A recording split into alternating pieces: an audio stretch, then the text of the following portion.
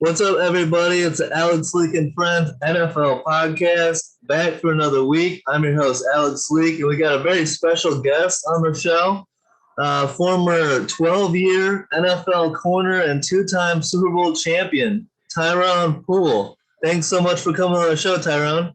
Yeah, Chris, thank you for having me. And that's 12 years as a starter, people. 12 years, not just 12 years, not just 12 years being in the NFL, but 12 years as a starter, man. It's a lot of years, Chris. A lot of tackles, a couple of interceptions here and there, and a couple of Super Bowl championships to go with it. That's awesome. So for those of you that don't know, Tyrone is a former first-round pick in the NFL, two-time Super Bowl champion. Played for the Panthers, Colts, Broncos, Patriots, Raiders, and Titans. Let's start at the beginning. What was your college recruitment experience like? What led to you choosing Fort Valley State, an HBCU school, for college? Chris, in my book, Ultimate Success in the Game of Life, I tell the story of how I got to Fort Valley. And actually, those who are watching and listening, I give you the cliff notes, as they would say, all those who went to college. You had them cliff notes, you didn't read the book, but you read the cliff notes to kind of give you the little bit of insight. But anyways, I quit football in high school, my senior year. I quit halfway during the season. Actually, it was all my fault. Wasn't nothing to do with the coaching and everything. The coach just made a decision based off of my, the consequence of the decision, which I came late to practice and didn't tell the coach. And the coach, myself being a senior and being a starter, so I'm a leader, and didn't tell him that I was going to be late, and he made an example out of me. And at the point in time, I didn't understand. Just like most young people, you don't understand why someone is really wailing on you. They're really verbally letting you have it. And you think that they're trying to attack your ego, or they're trying to dismiss you, or just make you look bad. Now that I look at it, and as we all get older, we say, man, hindsight being 2020, you get a little bit more mature. You say, I see why that person, my mom, my dad, did what they had to do or whatever. So I understand now why the coach was making an example of me, because I was a leader. As a leader, there are responsibilities that come with being a leader. And so I took it personally. And I got upset, got mad, and told in myself, I'm saying, who is this coach jumping on me like this? I'm one of the starters, man. I'm a leader. Why you should be getting on such and such, they don't even start and they come late or whatever. Mm-hmm. So I ended up, taking it personally, and I ended up quitting and slammed my helmet down. I said, man, I quit. I'm gone. And, usually that's how we think when we think we are the stuff. When we think that we are the person that you can't be without. Little did I know, coach say we can win without you. So if you want to quit, go ahead. So I ended up quitting, and my ego again would not allow me to come back and say, I'm sorry, coach, can I come back on the team? Because some of my buddies kept telling me, oh man, laughing at me. Oh man, boy, we were laughing at you at practice, boy. The coach really let you have it. So that really made my ego really kind of take over. And I'm like, I'm definitely not going back now. So long story short, I ended up going to Fort Valley, an alumnus from Fort Valley State who was a teacher at our high school. She knew talent, and she was recruiting for Fort Valley. And like I tell people, it could have been very well somebody from Florida. Mm-hmm. It could have been very well an instructor from the University of Georgia or Oklahoma. She just happens to be an alumnus of Fort Valley State, and that's where I went. That's awesome. That's a cool story. And then, same school as NFL players, Greg Lloyd, Nick Harper, Ricardo Lockett. Some good company there. Yeah, great company. And, it's Greg Lloyd, Eddie Anderson. You got Marquette King. You have Nick Harper, Rayfield Wright, who played in the 70s. It's a lot of people, Alex, that actually came from Fort Valley. And there's other guys, Wimbush, he was a running back, played with the Jacksonville Jaguars. So that's a rich history of HBCU athletes in a whole, but definitely from Fort Valley State University. Now, how did you at Fort Valley? That's kind of, is that like a smaller school nationally? How did you perform so well and impress to become a first-round pick? Oh man, I'm glad you asked that question, Alex. I'm like, that's what I try to tell young people now. And this is a principle that I've learned. Like I said earlier, hindsight being 2020. I tell people, no matter what it is that you're trying to do in life, it's not where you go. It's it's what you do where you're at. Yeah. So we all come in this world with our talents. The world doesn't give us our talent. Yeah. The world gives us a platform to showcase our talents. And if you know your environment, you know how you need to perform. So myself knowing that I just had a dominant mentality. Our high school right now, if someone were to go Google LaGrange High School, that's the school I went to, LaGrange High School, LaGrange, Georgia, LaGrange High School. We are the second winningest high school football program in the state of Georgia. Wow. Behind Valdosta University. Not Valdosta, but they got Valdosta State University, but Valdosta High School. Talk about Fort Valley State University, Valdosta State University. But Valdosta High School is the winningest high school program in the state of Georgia. I'm pretty sure everybody heard about Valdosta. But right there at number 2 is LaGrange High School. And we were very competitive from the classroom to the weight room to the football field. And when I went to Fort Valley, I took that mentality. I took that same mentality. And that's why I tell people it's not where you are, it's what you do where you're at. And you do it with a mentality. Yeah. So I don't care if I'm on a team that's 0 and whatever. My mentality gonna be I'm the best on the field. So with that attitude, praise God, I went out there and I did what I did, and I got invited to the Senior Bowl. And this is where now they say, hey, this kid dominated on the Division II. Fort Valley is a Division II HBCU school. I think we have a total student population about like maybe 3,000, a little over 3,000. And I went to the Senior Bowl and I dominated there and got the eyes of the scouts and GMs and owners. And then I went to the combine, and man, my stock just shot up, after the Senior Bowl. And then the combine, I performed physically, took the test. They like, hey, this kid, man, he doesn't look like a kid. And this is what Mel Kiper says on my draft clips.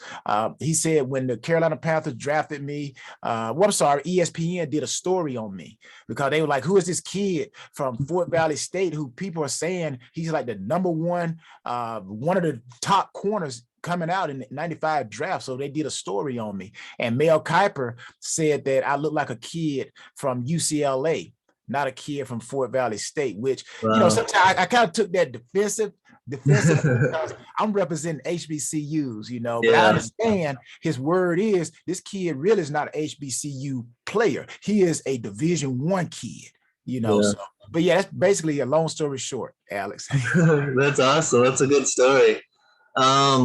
And then you'd be drafted to the expansion team, the Carolina Panthers, their second pick in franchise history behind Kerry Collins. What was it like as a rookie? You played in all 16 games for an expansion team, Carolina Panthers, and had a great season. You scored 2 interceptions, 2 sacks, 3 forced fumbles, a bunch of tackles. What was it like playing on an expansion team as a rookie?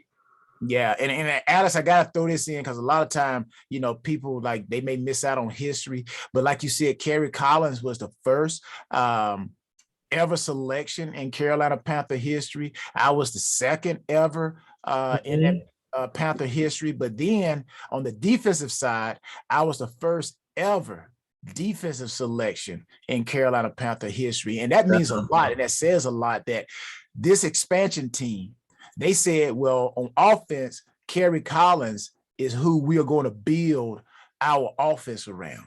He's going to be the leader of our offense. Now, on defense, out of all the schools, all the players, all the positions that they could have chosen, they said this kid from Fort Valley State University is who we're going to build our defense around. And we had a pretty good doggone defense, too. We almost went to the Super Bowl in 96. But 95 was a great year for me, praise God. And but playing for an expansion team, it was awesome. You know, the atmosphere of the fans in Carolina, they already had the Hornets, and now they got the Panthers, an NFL team. You know, it was awesome, man. It was awesome. We used to play in Clemson University when we first got there because during our first season, because they were building our stadium. And we didn't move into our stadium until 96. So in 95, we had to travel. We had to travel all the way to Clemson to play our game. So, you know, but during that time, there was a lot of bonding, you know, with the players. You know, some players, they sleep. You know, some players, we watching movies, you know, whatever movie they would put in. And I'll close with this. One movie that I remember so well that we used to play, or should I say the veterans, because, you know, I didn't have no say-so.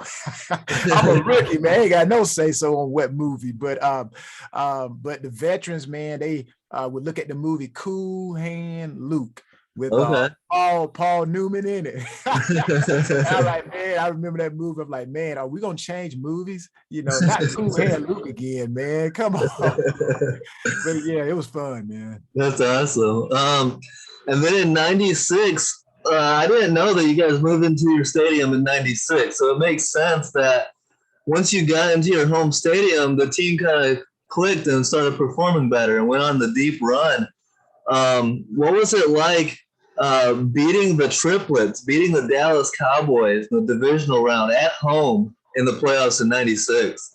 Oh, man, let me tell you, I grew up a Cowboys fan. I'm from Georgia, you know, Atlanta Falcons. I remember the Steve Bartkowskis, the William Andrews, and the Mike Kens, you know, all those guys, Bobby Butlers at corner. But I was always a Cowboy fan. And when I was coming up, really, you either were a Cowboy fan or a Pittsburgh Steelers fan.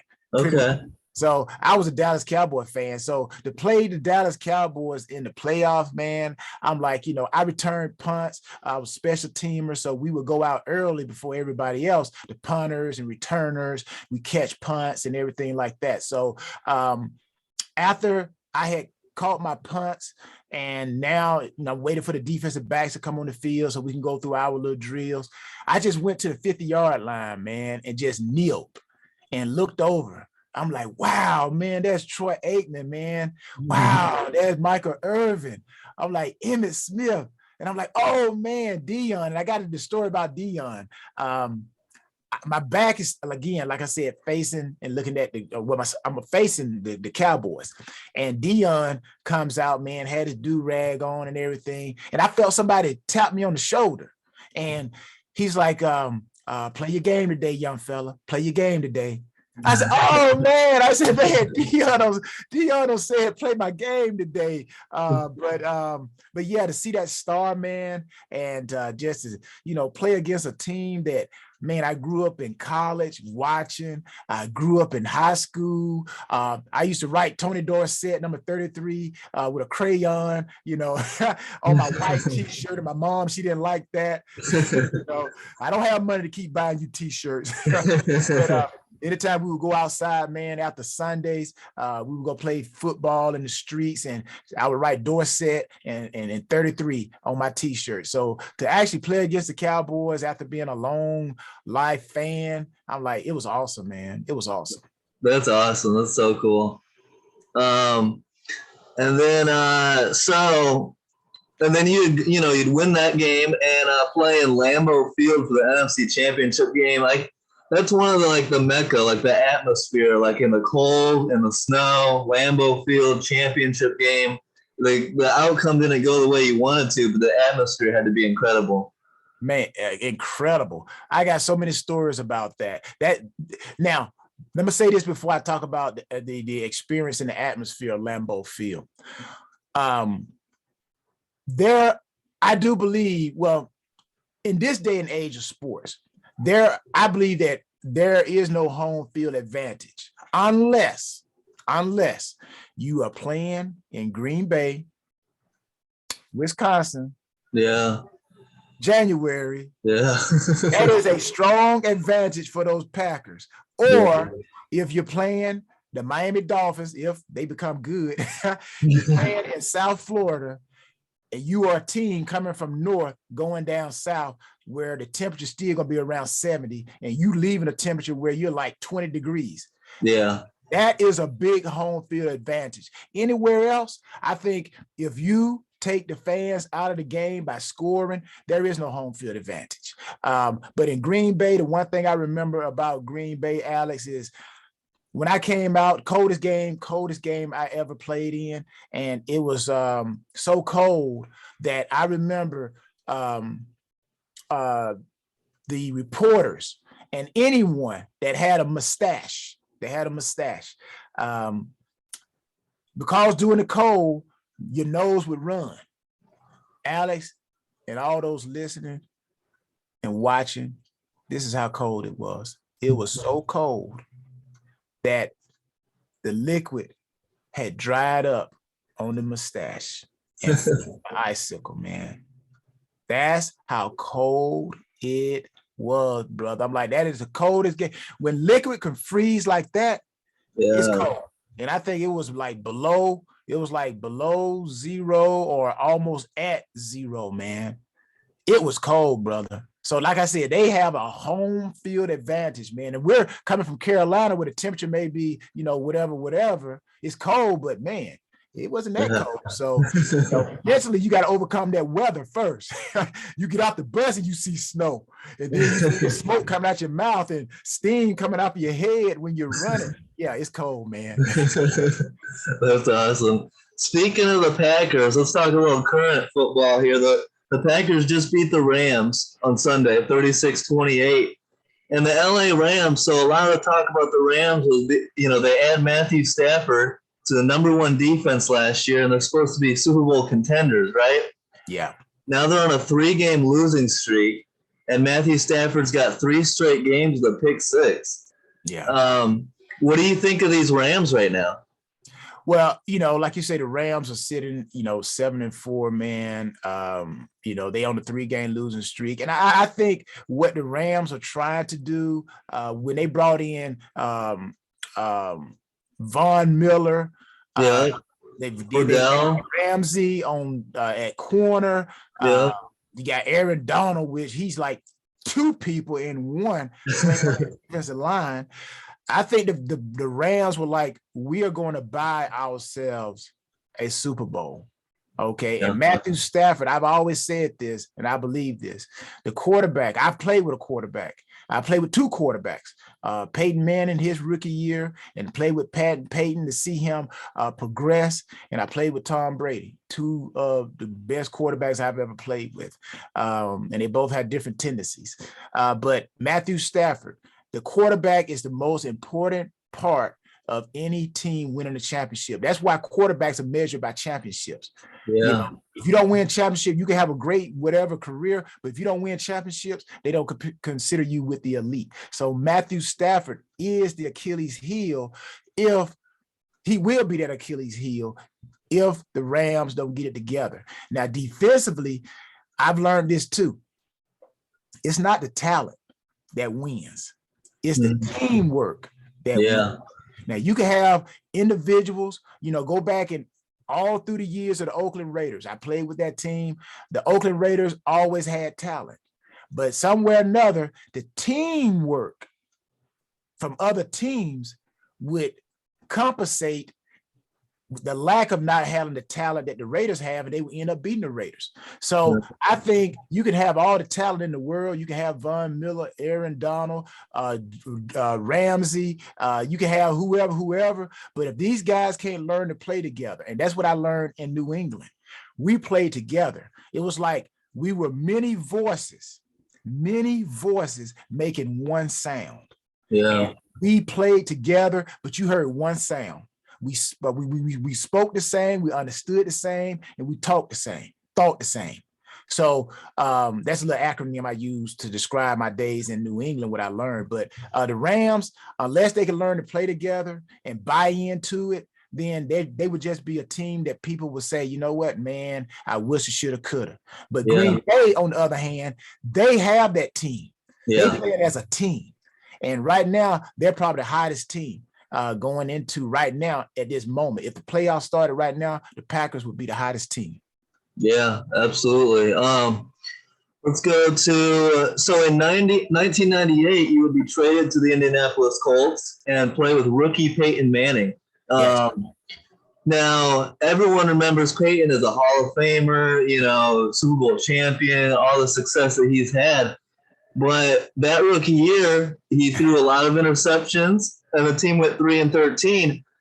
Looking, you know, being there, experiencing rookie Peyton Manning, how do you compare that to today's age, looking at these rookies like Trevor Lawrence, Zach Wilson, Fields? You know, you got to give these rookie quarterbacks some time, right? Yeah, I think you know, now if I think there are two ways you can approach a rookie coming into the NFL. And sometimes I wish this had happened to me. When I went to the Carolina Panthers, I really didn't have this mentor because it was a veteran team, and most of those guys knew they were not going to be there probably no more than 1 year. So really, they were looking out for themselves, so to speak. Okay. Two ways that I think you can train a rookie to be great. You could take the Peyton Manning method, call it the Peyton Manning method, but because I played with him. But it's a method where you let the rookie come in and they take the bumps and the bruises, the lumps, and they learn as training on the job. And that's what the coach did with Peyton. He didn't sit behind nobody. He started the first day. He made mistakes, man. And I remember we would be on a 8-play drive defensively, and we could finally get off the field, man. Finally get off the field. You go down to try to grab you something to drink, man. Take your helmet off, click, click. Sit it down. Next thing you hear, defense, defense, defense. And you drink your water real quick, put your helmet back on the field. You're like, man, come on, offense. But then the second year, all that stuff clicked with Peyton, and I'm pretty sure his dad, Archie, had a lot to do with it. And man, now we come back 13-3, and man, we see them cruising on the defense now. Man, the offense still on the field? Oh, man, go ahead, y'all. Do your thing. You can either take the Peyton Manning method, throw them in the fire, let them learn, or you could take the Aaron Rodgers method. The Aaron Rodgers method. You got this veteran quarterback.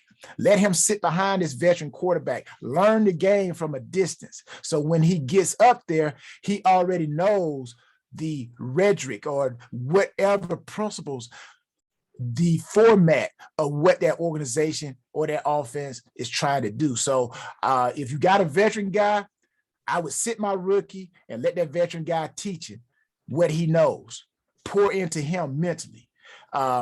Or if I don't have that veteran guy, then you got to pull the Peyton Manning method. You got to learn by fire. Learn by fire. Yeah, and so speaking of that, I like a lot what the Patriots are doing with Mac Jones. You know, they seem to be playing to his strengths and helping him out. And one of the biggest things that I've noticed is a commitment to the run game. And I want to get your take on this. So the analytics community and Pro Football Focus, these guys, a lot of these guys are very anti-running game these days. They say it's a passing league and you win by throwing the ball. I wonder what your take is on what does the running game bring to an offense, the physicality, the toughness, the discipline that it takes to be a strong running team, and how much does that improve an offense? Well, I'm going to tell you like this.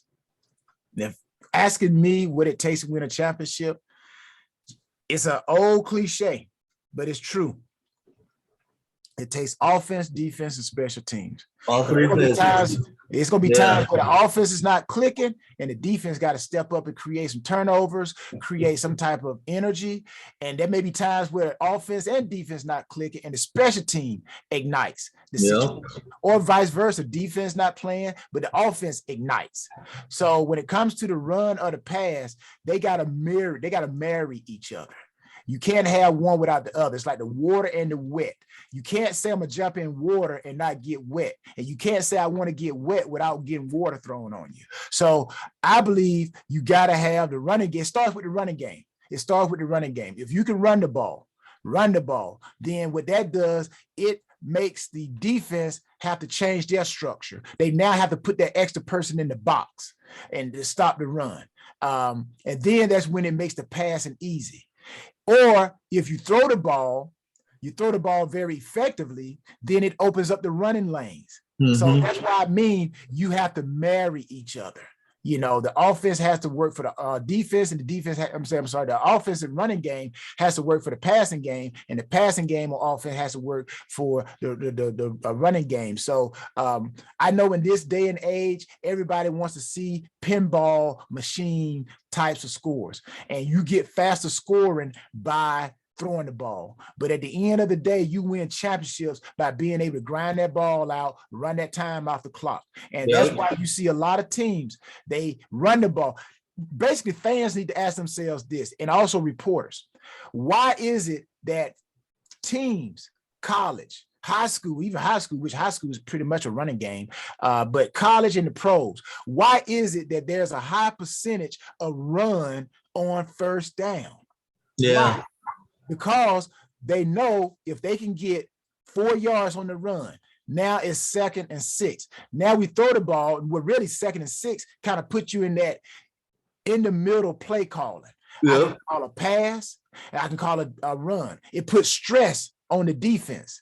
And that's why it's important for the defense to be able to stop the offense on first down, which makes it 2nd and long. Now you know that they got to do something to get a certain amount of yards to make 3rd down more manageable. So it becomes an easier game to manage on defense. So no, the game starts with the run and it concludes with the pass, but also the pass can set up the run. So I don't think it's just a passing league. Those people who said that, Alex, are people who probably have won championships, but you got to be able to run that ball, man. Because if you get a lead, you got to be able to run that time off the clock. Yeah, I look at it like, I mean, obviously you're going to know better as a champion and all that and playing the game. I look at it like a lot of these guys are, you know, numbers and stats guys, and they got their graphs, and it's like I prefer to take my, you know, my stuff from people that played the game, people that were out there and know what it's like, you know. So yeah, 100% I agree with you. Now let's go. And I say this too, Alex. You know, for all football fans that are watching your show and those who just tuning in, who may not know anything about football, but say, hey, you know, it's a great show. I want to learn football. If you look at it in today's football, the formations that we see, the pistol and the RPOs and all that stuff, man, really, if you look at it, it only comes from 3 forms of offenses. Either comes from the run and shoot, principles from the run and shoot, principles from Air Coryell back in the day with San Diego Chargers, Dan Fouts and, you know, Kellen Winslow, you know, those guys, or the West Coast offense. So with that, you get these coaches and they say, I'm going to put my spin on it. So when you look at a formation this weekend, look at it in this sense here. Is that a far or a near formation? Even when they got that H-back, what they've done is they've taken the fullback and turned him into an H-back, more athletic. So now that gives them more of a 4 wide receiver type of set. They got 3 wide receivers, but then they got that H-back, that hybrid guy who is too small to be a fullback and too big to be a wide receiver. But he's athletic. Look at what the Falcons tried to do when they got Kyle Pitts.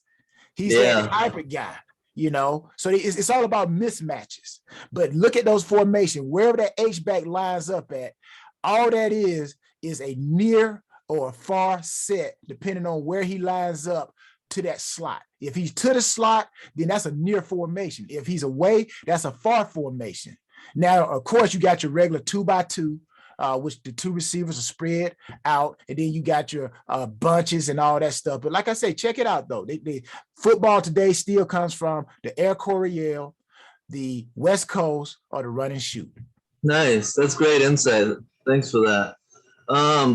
So you played for the Colts. What do you think of Carson Wentz? I mean, so I look at Indy and they got to a tough start. I kind of expected that with a tough opening schedule. A lot of good opponents they had to go against the Rams and the, Titans and all that. Um, I like Carson Wentz, but to me, they got the NFL's leading rusher in Jonathan Taylor, and they got a great offensive line. I think they got to feed him the rock, and they can go far. I think they're built to win in December and January when the weather gets bad, and you just play that smash mouth football. Do you agree with that? And then one other thing on those Colts, this is the first time ever that HBO Hard Knocks is doing a mid-season, in-season thing. Have you ever been a part of Hard Knocks, and do you think that could be a distraction? Yeah, no, I haven't been a part of hard knocks, but it can be a distraction if you don't watch out, because it's kind of like reality television. Everybody's Yeah. trying to, act, and some of the they're not going to show you everything, but again, it's like a reality show, and sometimes you can get caught up with that. So yes, it can be a distraction if you don't handle it correctly. But I will say this about the Colts: Frank Reich. Frank was actually with me with the Carolina Panthers. He was the quarterback. He actually started a few games, and then Kerry Collins took over. But yeah, Frank Wright, we were teammates. Of course, everybody remember Frank Wright from that comeback with the Buffalo Bills against the Houston Oilers. Back then, the Houston Oilers, but now the Tennessee Titans. But it's still. Let me say this: they should bring back the Houston Oilers, man. Like bring back the love you blue, man. Bring back them Houston Oilers, man. That oil thing on the side of the helmet, yeah, man. But the Colts last week, of course, they lost to the Tampa Bay Buccaneers. But before that, they won their game 41-15. But I think Carson Wentz had probably one of his best games, even though he threw 2 interceptions. He had over 300 some yards passing. But again, they're playing the Buccaneers, another good team. Last year's champion. But I think the Colts, Frank Wright, got them headed in the right direction. And like you said, Jonathan Taylor, just looking at some of the stats, he averaged 5.2 yards in that game against the Buccaneers that supposedly has a great defense. So he's a real good runner. And, Carson Wentz, again, just like we talked about Matthew Stafford with the Rams, Carson Wentz is that Achilles heel for the Colts. The Colts are going to ride or die, fly, or be grounded by what Carson Wentz is able to do. And if you don't have a quarterback that can throw the ball, like I said previously too, how can you marry the running game and the passing game? Now you become one-sided, and now teams can take advantage of that. So if you can marry the run and the pass, then you become real good. That's why the Bucs, last year's champion, they was able to marry the pass with the run. And you're tough to beat when you can run the ball and throw the ball. Yeah, when you got Leonard Fournette looking like Jacksonville Fournette, he's been, So real quick, all right, in 2001, you would sign with the Denver Broncos and head coach Mike Shanahan. It always impressed me what the Broncos could do with the running game with Shanahan's. And with, you just plug and play. It was with Terrell Davis, which made a lot of sense. But then you had Reuben Drones, Mike Anderson, Tatum Bell, guys like that. Looking at Kyle Shanahan with the 49ers doing the same thing. What is it about the Shanahan offense that's so successful that way? It all starts with that zone blocking, man, that zone blocking. And while I was with the Denver Broncos, which I'll say this, Mike Shanahan, he was one of the best coaches that I've played for. Coach Belichick was another one. Coach Capers was another one. Those guys, I learned a lot from them. And Mike Shanahan, the principles with that zone run is the running back makes one cut and hit it. And that's why their offensive line was so athletic. They didn't go with the big offensive linemen. Like, you go back and look at the Dallas Cowboys, back in the day when they had Emmitt Smith, they had, one of probably the best offensive line pound for pound. But scheme wise, the Broncos said, hey, we don't need our linemen to be, so big. We need them to be strong, athletic, with good size. And our running backs, we're going to teach them how to cut, one cut, and bam, hit it. So I learned a lot from that organization, but there's Alex Gibbs. Alex Gibbs actually was one of the key factors to that running game in Denver. And if you remember when Kyle Shanahan came to Atlanta, Alex Gibbs came with him a little bit. Yeah. So, and I also believe when Mike Shanahan went to Washington, I think Alex Gibbs was a part of the staff as well. I have to be check on that. But again, you're going to bring the person with you who knows how to run that thing. So with Mike Shanahan, Alex Gibbs, Kyle Shanahan, learning from them too, he's producing the same thing out there in San Francisco. And I'm pretty sure Kyle still calls on his dad, still calls on Alex Gibbs to get, pointers so that he can maximize that zone run game. Yeah, it's crazy because like Raheem Monster coming out of nowhere. Now you got Elijah Mitchell, tearing it up. It's really cool to see. Very impressive. In 2003, you'd signed with the Patriots with head coach Bill Belichick, quarterback Tom Brady. Coaches to go 14-2 and win the Super Bowl over your former team, the Carolina Panthers. Ironic. What was that like playing in the Super Bowl against your former team, the team that drafted you? Oh man, it was ironic, man. It was super because it was super in the fact that, and it was ironic in the fact that when Jerry Richardson, who was the previous owner of the Carolina Panthers, when we had our first ever team meeting, Jerry Richardson, Mr. Richardson says, I have a 10-year plan to get the Carolina Panthers into the Super Bowl.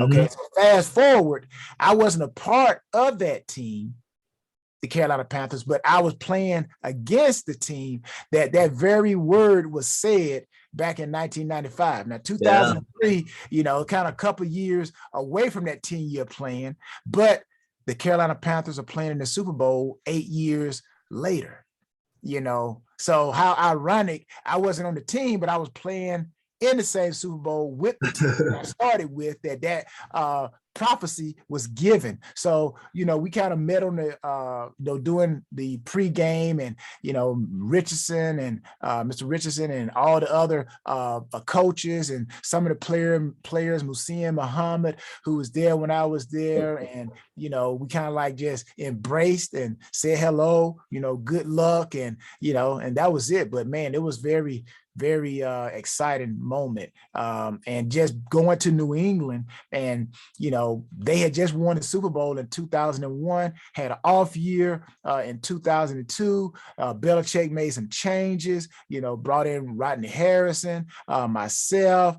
We drafted Asante Samuel, Eugene Wilson, and, had some other great defensive guys, Ted Washington. Oh, man, Ted. I'm like, whoo, I tell anybody, you cannot run a 3-4 defense unless you have that mammoth of a guy at that nose. And Ted was that mammoth of that guy. He took us 2 tackles every time. But, we had a real good defense that year, led the league in like interceptions and I believe sacks, one of the 2. And we were just phenomenal on defense, man. And to be a part of a team that you come to, you get picked up, signed to, and that very first year you go to the Super Bowl, man. So it was awesome. And then to play against a team that drafted you with a philosophy or a prophecy in 95 that they would be in the Super Bowl 10 years later.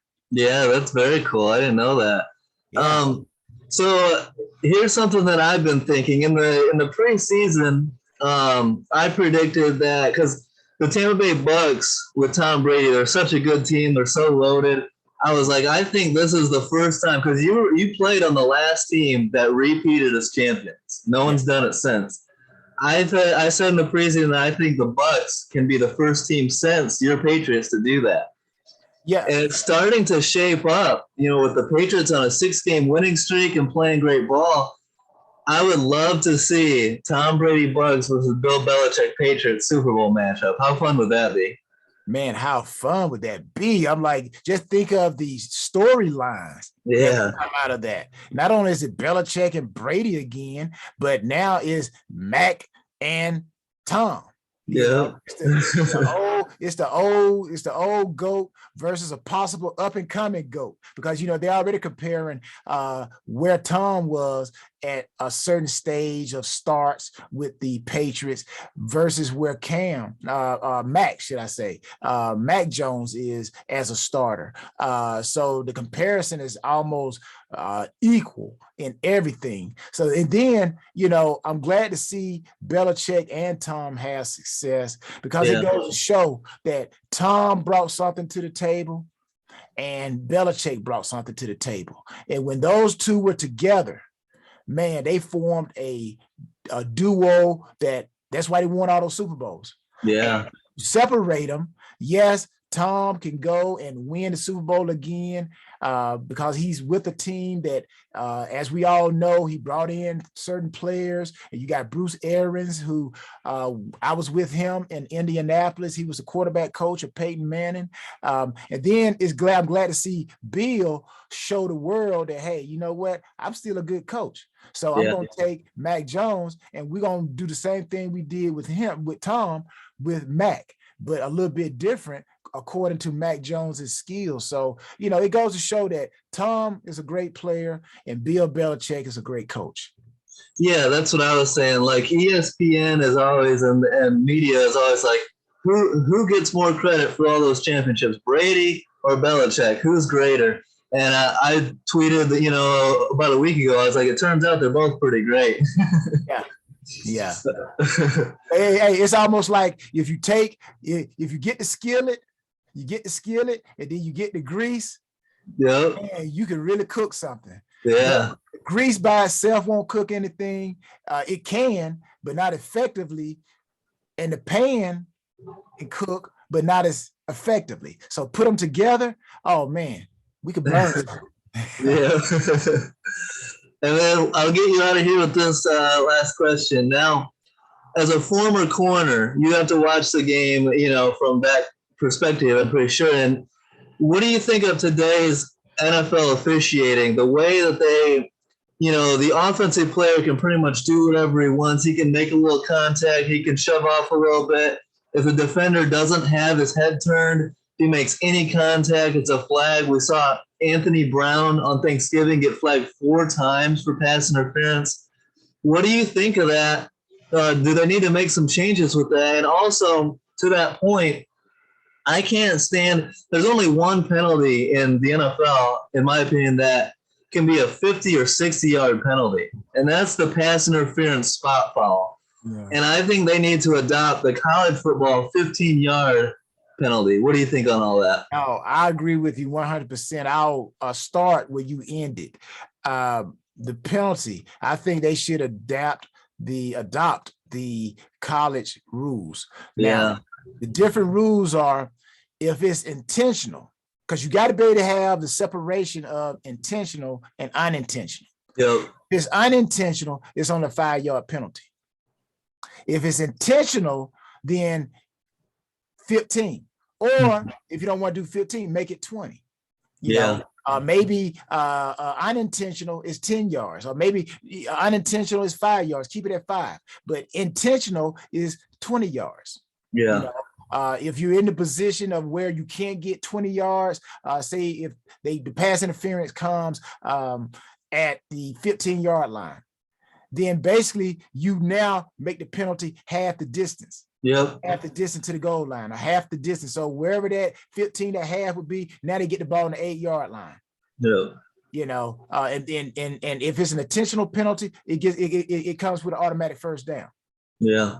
But so the 5-yard doesn't necessarily negate that you get a first down. It could be 3rd and 13. You just take 5 yards away from 13, and that's 3rd and 9. But I definitely agree with you. I don't like that rule, but I do believe that, the corners today, the head is the key. If you get that head around, you will more than likely keep that yellow hanky in that referee's back pocket or that back judge's back pocket, because that's the only time when you really see that flag being thrown. So if I'm a high school kid or a college defensive back, learn to get that head around. Trainers, coaches, teach your guys, your corners, or anybody in coverage, get that head around once you read the keys.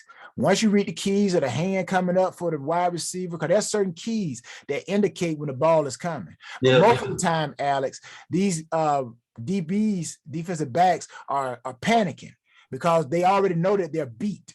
So they're fearful of turning their head around because they've been taught, do not turn your head around until you get in position to where you can make a play.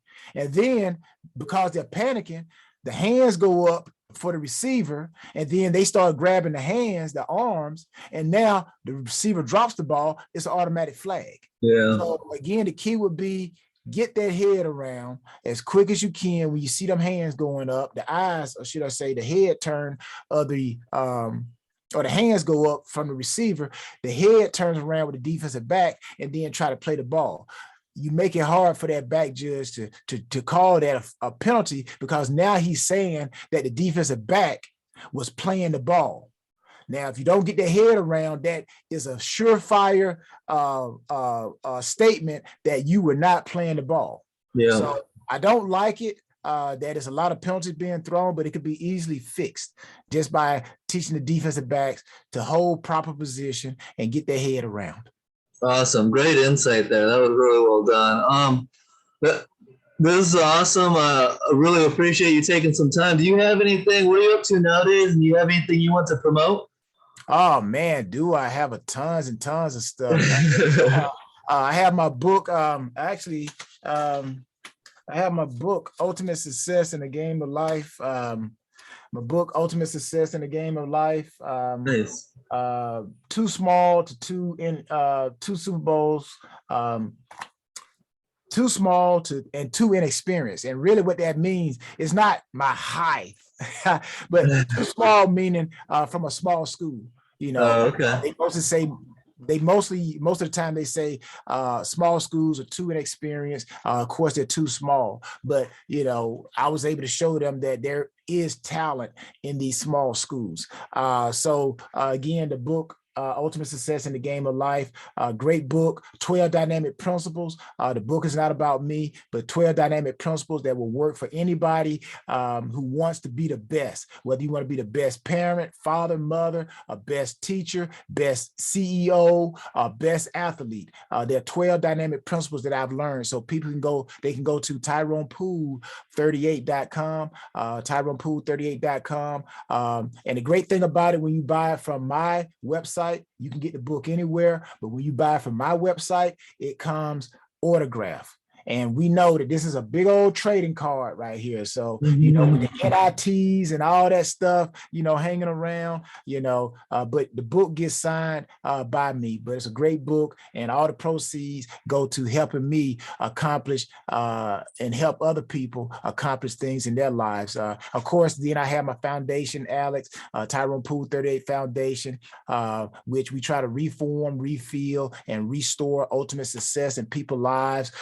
And we do that through basically family events, you know, father-daughter events, father-son, mother and daughter, mother and son events, because I believe and we believe that the foundation of the family is the most important institution.